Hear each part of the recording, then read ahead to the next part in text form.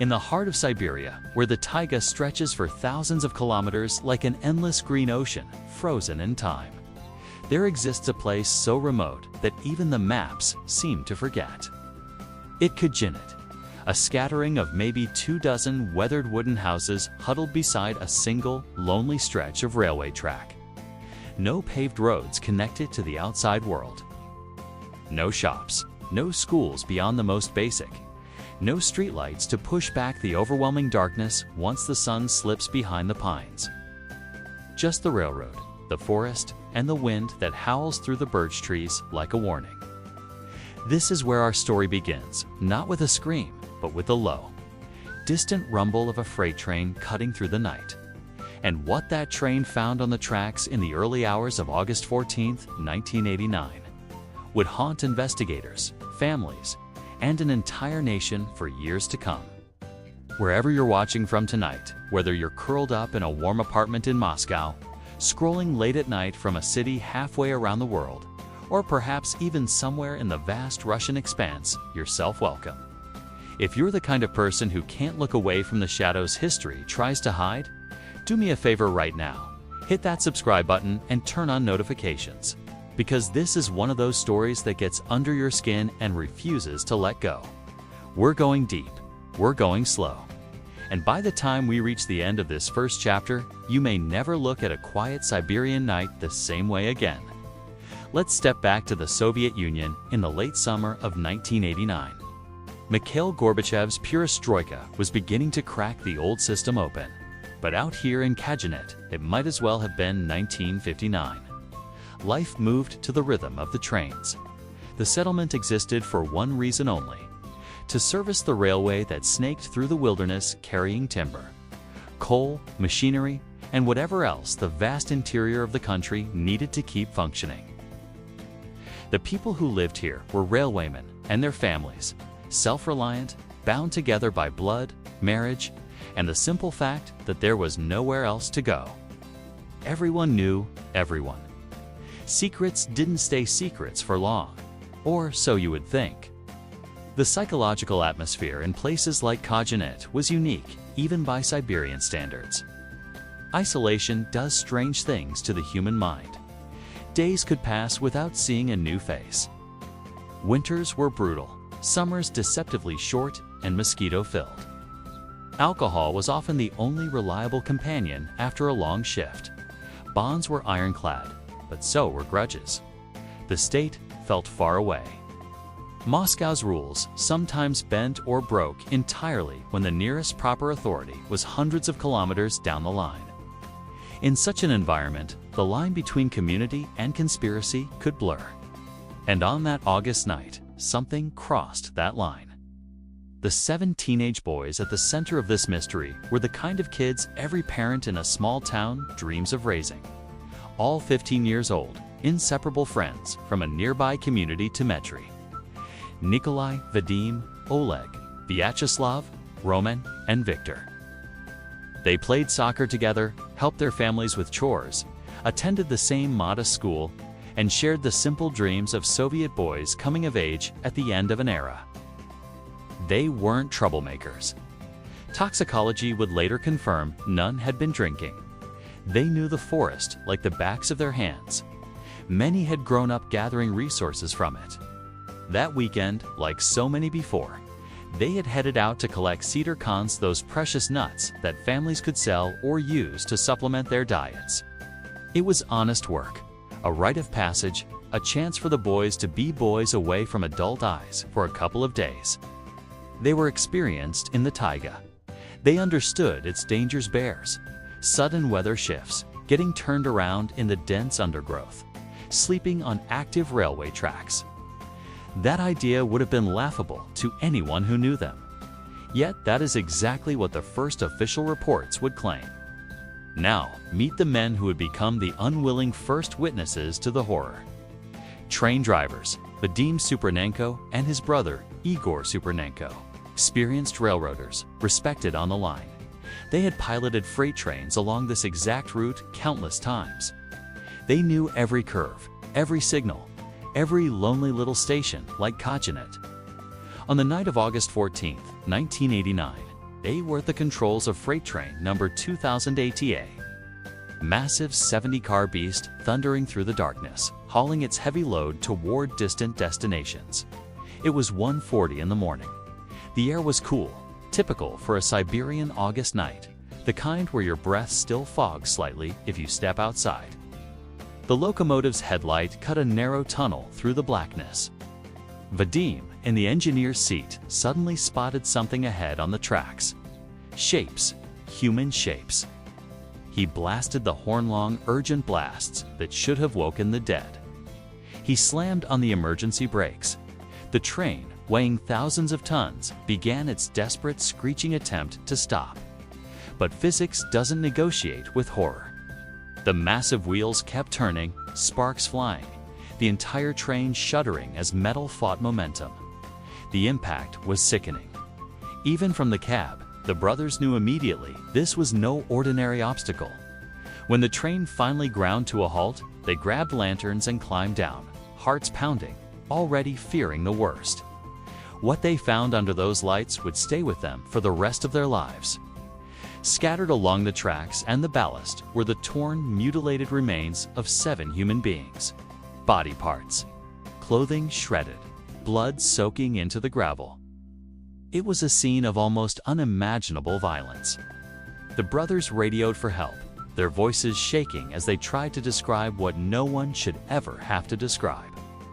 Local police and medical personnel eventually arrived, picking their way through the carnage by flashlight and lantern in the remote darkness. At first glance, or perhaps at first convenient glance, the authorities declared it a tragic accident. The boys, the story went, had apparently missed their regular train home after their con-gathering trip. Exhausted, they had decided to rest right there on the tracks. They fell into a deep sleep. The train came.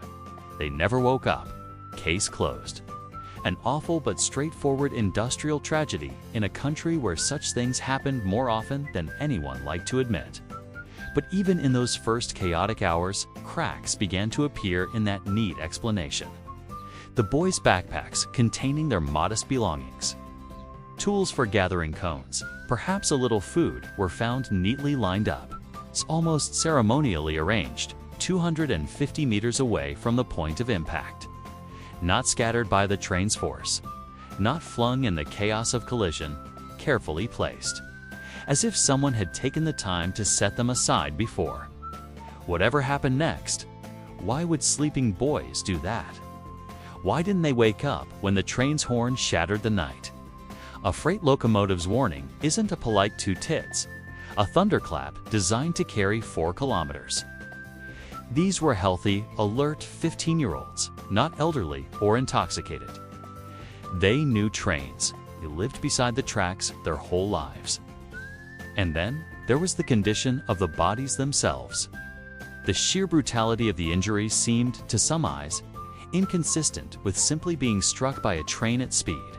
But in the rushed initial examination, in the middle of the night in a remote settlement with limited forensic resources, those questions were set aside. The police filed their report. Accident. No foul play. The remains were released to the devastated families. The Supernenko brothers, visibly shaken, continued their runs, but something in them had changed forever. Life in Kejinet tried to return to its grinding, isolated rhythm. The tracks were cleared. The trains kept rolling. But the families refused to accept the official story. These were their sons' boys they had raised, boys they knew better than anyone, boys who would never, ever have lain down to sleep on active railway tracks, boys who understood the forest and the dangers of the line. The parents began to ask questions, loudly, persistently. They demanded better autopsies. They pointed out the arranged backpacks. They spoke of rumors circulating in the tiny community, whispers of drinking, of local men, of something darker than a simple missed train. For 2 long years, their pleas fell on deaf ears. Paperwork disappeared. Officials in distant offices shrugged. It was an accident, they repeated. Tragic, but closed. In the vast bureaucracy of the dying Soviet Union, remote tragedies had a way of being buried deep. But these families wouldn't let it stay buried. They wrote letters. They traveled when they could. They refused to let their sons' deaths be dismissed as carelessness. By the fall of 1991, the Soviet Union itself was fracturing. The August coup had failed. Gorbachev was fading. Boris Yeltsin was rising. In that brief window of chaos and possibility, the families took their desperate appeal straight to the top. They wrote to President Yeltsin himself, begging for the case to be reopened, demanding real justice for their children. And, remarkably, someone listened. On a cold night in November 1993, a train driver on the Kejinet line in Russia spotted something horrifying on the tracks. 4 bodies, seemingly victims of a tragic accident. The local police quickly ruled it an accident, a case of 4 individuals tragically run over by a train. But one man wasn't convinced. Lead investigator Vladimir Guzhenkov felt something was deeply wrong. The scene was too neat, too staged. He believed this was no accident, it was murder. Guzhenkov, along with his trusted partner Yuri Stolyov, decided to dig deeper against the initial findings. The official report said the 4 victims, 2 men and 2 women, were killed by a passing train. However, the initial autopsies were shockingly superficial. Guzhenkov insisted on a more thorough examination. What they found would change everything. The new autopsies revealed the victims hadn't died from being hit by a train. Instead, they had suffered severe blunt force trauma to their heads. They were already dead before the train ever reached them. Someone had killed them and then carefully placed their bodies on the tracks to stage a gruesome accident. The investigation now had a clear, chilling focus. Find the killers who had so callously tried to cover their tracks. But who were the victims, and why would anyone want them dead? The victims were identified as Olga Shpiganova, Alina Shishkina, and 2 men, Mikhail Kudryavtsov and Yevgeny Sorokin. They were all young, part of a local circle of friends, as Guzhenkov and Stolyarov delved into their lives. They started to uncover a dark world of small-time crime, jealousy, and betrayal. The key to solving the case, they realized, was to understand the relationships within this group. The investigators began interviewing friends and acquaintances of the victims. A name that kept coming up was Vasily Strelnikov, a known local tough guy with a reputation for violence. Witnesses described him as controlling and possessing a volatile temper. He was part of the same social circle and was reportedly seen arguing with some of the victims shortly before their deaths. Guzhenkov and Stolyarov knew they were getting close. They brought Vasily in for questioning, but he was stone cold, denying everything. He had an alibi and presented himself as a victim, mourning the loss of his friends. But Guzhenkov was a seasoned investigator. He could see through the facade. He noticed the tiny cracks in Vasily's story, the inconsistencies that didn't add up. The pressure began to mount. Guzhenkov and Stolyarov employed classic interrogation techniques, patiently chipping away at Vasily's defenses. They didn't just question him. They confronted him with the forensic evidence, the fact that the victims were murdered before being placed on the tracks.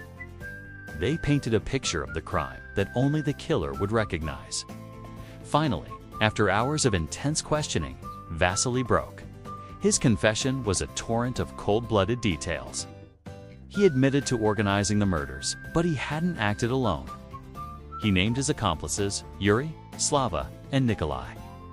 The motive was a chilling mix of greed and perceived betrayal.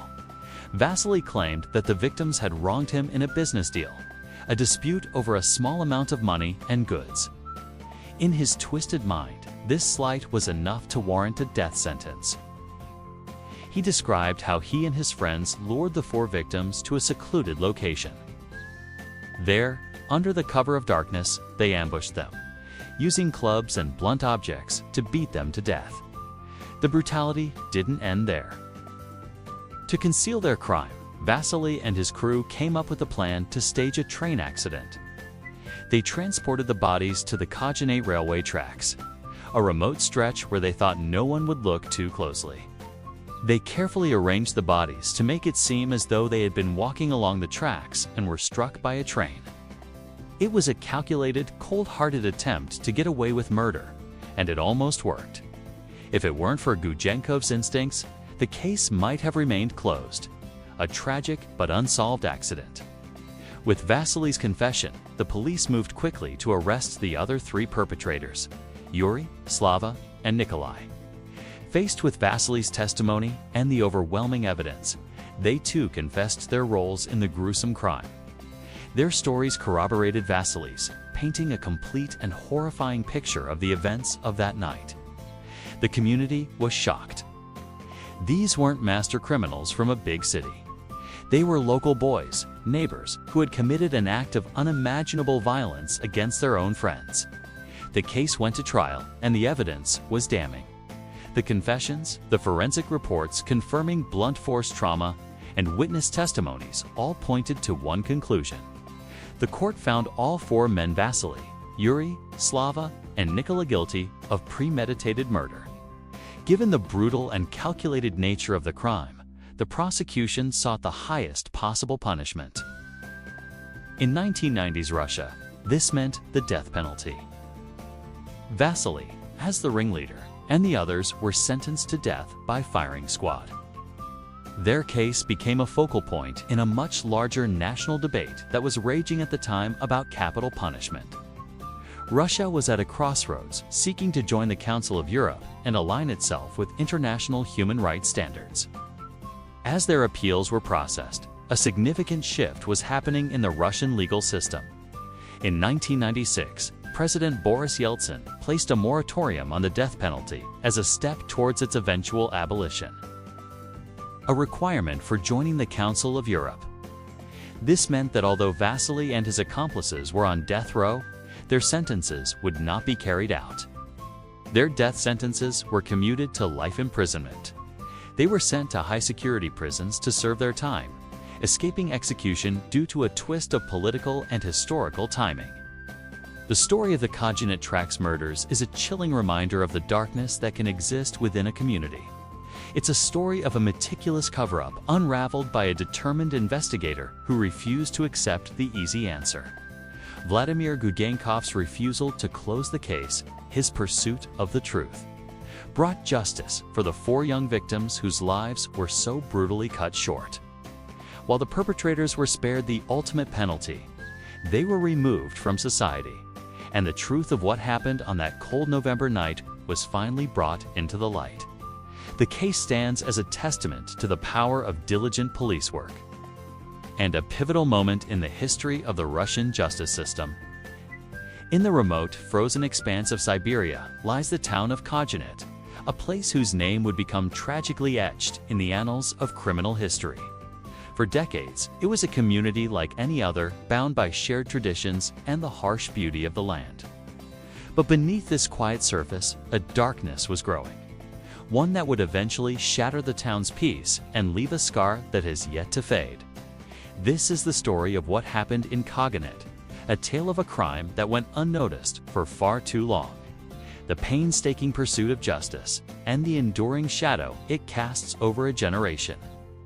Our story begins not with the crime itself, but with its unraveling. For years, whispers and rumors had circulated through the snow-dusted streets. People went missing. Families were left with empty chairs at their tables and a gnawing uncertainty that defied all reason. The local authorities, initially slow to connect the dots, were faced with a growing number of disappearances that seemed to have no logical explanation. It wasn't until a determined investigator new to the region began to piece together the seemingly unrelated cases that the horrifying truth started to emerge. A pattern was discovered, a chilling signature that linked the tragedies and pointed toward a single, elusive predator. The investigation was a monumental task, a race against time in a vast and unforgiving landscape. Evidence was scarce, buried under layers of snow and secrecy. The breakthrough came from an unexpected source, a forgotten piece of testimony, a detail overlooked years prior. This single thread led investigators down a path that would ultimately unmask the perpetrator, a figure who had lived among the community, hidden in plain sight. The arrest sent shockwaves through Kejinet. The person they thought they knew was a monster. The subsequent trial was a spectacle of grief and horror. It became the focal point for the entire nation as the prosecution methodically laid out years of terror. For the families of the victims, the courtroom was a place of agonizing revelation. They listened as the grim details of their loved ones' final moments were recounted. Every piece of evidence presented was a fresh wound, every testimony a painful reminder of their loss. For them, justice wasn't just about a verdict. It was about reclaiming the stories of those who were silenced, about ensuring their memories were honored. The legal proceedings provided a semblance of closure, but the emotional cost was immeasurable. When the final verdict was delivered and the courthouse doors closed, the story was far from over for the people of Kejinet. The trial may have ended, but the aftermath was just beginning. For the victims' families, life was irrevocably altered. They had to navigate a new reality, one defined by absence. Children grew up without parents, spouses were left to face the future alone, and parents endured the unnatural pain of outliving their children. They formed support networks, finding solace in shared grief, transforming their pain into a powerful call for remembrance and vigilance. Their resilience became the town's quiet heartbeat. Decades later, the legacy of the Kejinet crimes lingers. The town carries a collective memory, a shared trauma that has been passed down through generations. The name Kejinet itself is now synonymous with the tragedy. The community has worked hard to heal, to build a future that isn't solely defined by its dark past. Memorials have been erected, not just as markers of loss, but as symbols of the town's strength and its refusal to forget. The story serves as a somber lesson on the nature of evil and the enduring power of a community to endure, to remember, and to slowly, painstakingly rebuild. Thank you for watching. If this story resonated with you, please consider subscribing for more deep dives into history's most compelling events.